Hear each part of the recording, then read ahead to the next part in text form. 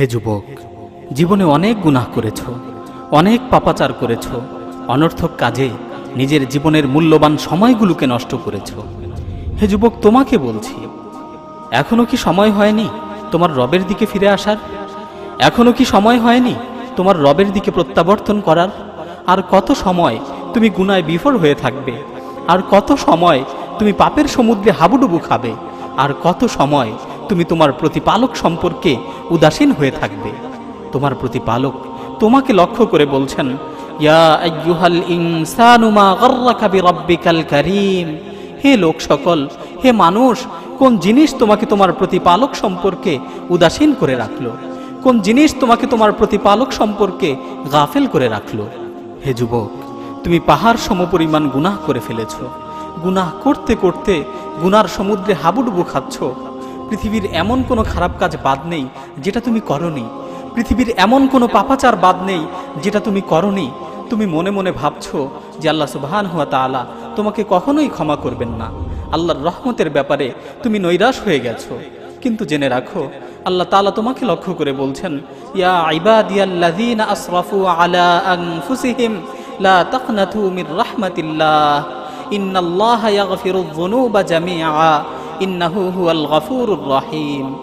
হে আমার বান্দারা, যারা নিজেদের উপর জুলুম করেছো, যারা নিজেদের উপর অবিচার করেছো, যারা নিজেদের ব্যাপারে সীমা লঙ্ঘন করেছো, লা তাকনাতু মির রাহমাতিল্লাহ, তোমরা আল্লাহর রহমতের ব্যাপারে নৈরাশ হয়ে যেও না। তোমরা আল্লাহর রহমতের ব্যাপারে নৈরাশ হয়ে যেও না। ইন্নাল্লাহা ইয়াগফিরুয যুনুবা জামিআ, নিশ্চয়ই আল্লাহ তাআলা তোমাদের সকল গুনাহকে ক্ষমা করে দিবেন।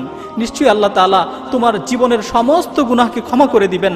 ইন্নাহু হুয়াল গফুরুর রহিম, নিশ্চয়ই তিনি ক্ষমাশীল ও পরম দয়ালু। হাদিসের মধ্যে এসেছে, বান্দা যদি আসমান জমিন সমপরিমাণ গুনাহ নিয়ে আল্লাহ তাআলার নিকট উপস্থিত হয়, বান্দা যদি আসমান জমিন সমপরিমাণ গুনাহ করে ফেলে, তারপর যদি আল্লাহর নিকট উপস্থিত হয় এবং আল্লাহর কাছে ক্ষমা চায়, তাহলে আল্লাহ তাআলা তাকে রহমতের চাদর দ্বারা আবৃত করে নেন। আল্লাহ তাআলা তার জীবনের সমস্ত গুনাহগুলোকে ক্ষমা করে দেন।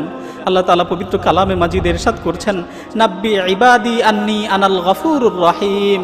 হে নবী, আপনি আমার বান্দাদেরকে জানিয়ে দিন, আপনি আমার বান্দাদেরকে বলে দিন, নিশ্চয়ই আমি ক্ষমাশীল ও পরম দয়ালু। ক্ষমাশীল ও দয়ালু আল্লাহ আমাদের জন্য তার ক্ষমার হাতকে বিছিয়ে রেখেছেন, আমাদের জন্য তার রহমতের হাতকে সম্প্রসারিত করে রেখেছেন। আল্লাহ তাআলা আমাদেরকে ডাক দিয়ে বলছেন, হাল মিন মুস্তাগফিরিন ফাআগফির লাহ। আছো কি কেউ গুনাহ থেকে ক্ষমা প্রার্থনাকারী? আমার কাছে ক্ষমা প্রার্থনা করো, আমি তার জীবনের সমস্ত গুনাহগুলোকে ক্ষমা করে দিব।